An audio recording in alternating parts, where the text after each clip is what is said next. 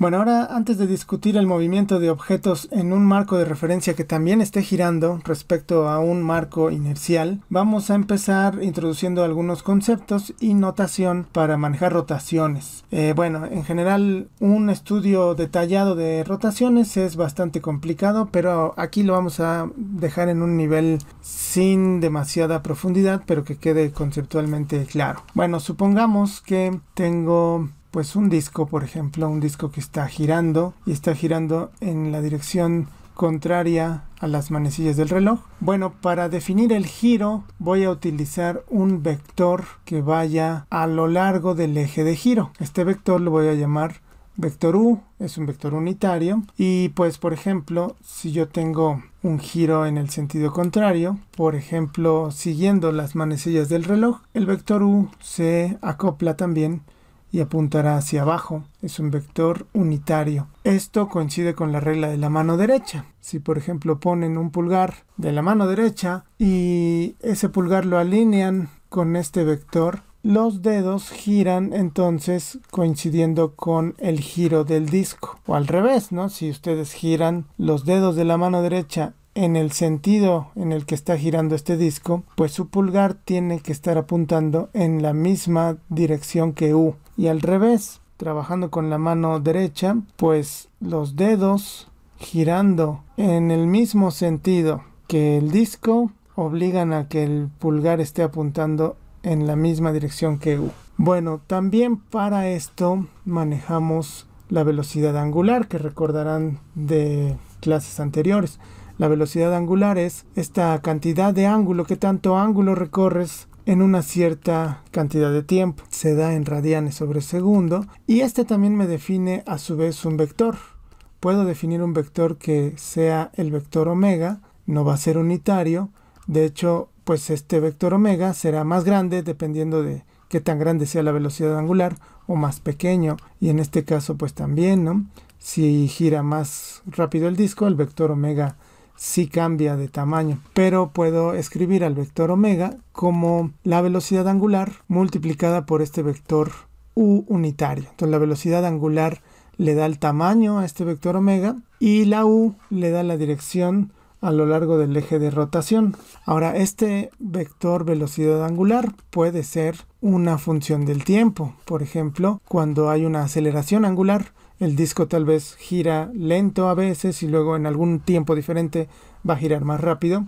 Aunque también hay muchas situaciones interesantes donde la omega es constante. Por ejemplo, la misma Tierra, nuestro mismo planeta Tierra, girando sobre su eje. Ahora vamos a ver una relación que nos va a servir. Supongamos que tengo un cuerpo. Bueno, este es la órbita del cuerpo, pero el cuerpo está acá. Y este cuerpo está girando alrededor de esta órbita. Entonces vamos a medir todo desde un origen que esté, pues lo vamos a acomodar de manera que esté a lo largo del eje. Entonces si pongo el origen aquí y esto está girando, de hecho me parece que para que apunte como debe de apuntar, pues tengo más bien que cambiar el sentido siguiendo la misma regla de la mano derecha que acabo de mencionar. Entonces en este sentido ya coincide con que el vector omega apunte hacia arriba. Y bueno, también si es una pelotita que está dando vueltas a lo largo de este círculo, pues también va a tener una velocidad tangencial. A esta velocidad la voy a llamar v. Y medido desde este origen, voy a también utilizar un vector de posición, el vector r. Medido desde aquí, este vector me dice dónde está la pelotita y se va moviendo el vector r junto con la pelotita. Ahora también ese vector me va a definir aquí una distancia perpendicular. Este radio, para distinguirlo de esto, lo voy a llamar ρ. Entonces, una línea perpendicular desde la masa hasta el eje, así que esto es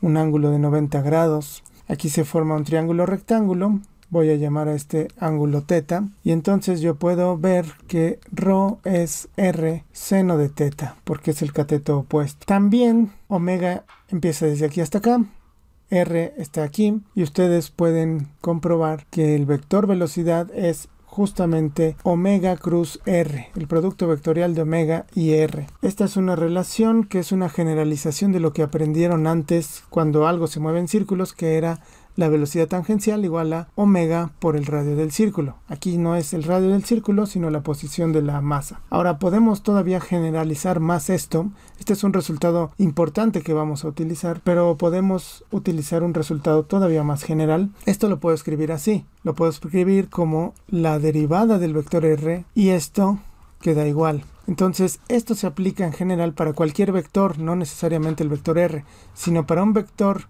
que esté acompañando a la pelotita conforme da vueltas, como lo hace el r. Vamos a llamarle el vector e.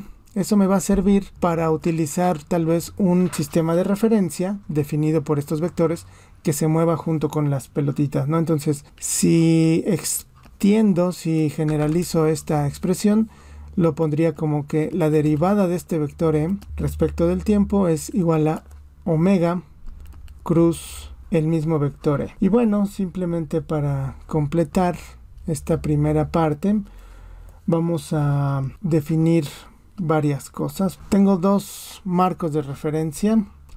Tengo el marco de referencia 1, el marco de referencia 2 y tengo un cuerpo que lo voy a llamar 3. Entonces, si yo quiero, por ejemplo, medir la velocidad angular de este cuerpo, del cuerpo 3, respecto del marco de referencia 1, esto va a ser igual a la velocidad angular del cuerpo respecto del otro marco de referencia más la velocidad angular del marco de referencia respecto de 1. Voy a llamar omega al omega minúscula a la velocidad angular de un cuerpo, que es el que nos interesa, y voy a llamar usualmente omega mayúscula a la velocidad angular, que en este caso sería esto, la velocidad angular de un marco de referencia respecto del otro.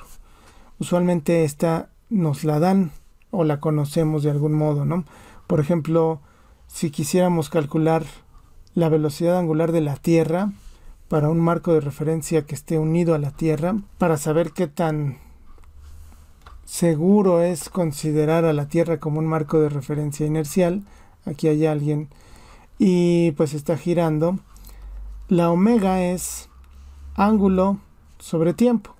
Ahora yo puedo tomar, por ejemplo, el tiempo que tarda en dar una vuelta. Cuando da una vuelta, el ángulo son 2 pi radianes. Y para dar una vuelta alrededor de su propio eje, pues se tarda un día, que son 24 horas. Pues vamos a dejarlo en segundos. Son 3600 segundos en una hora. Y esto me queda más o menos como 7.3 por 10 a la menos 5 radianes sobre segundo.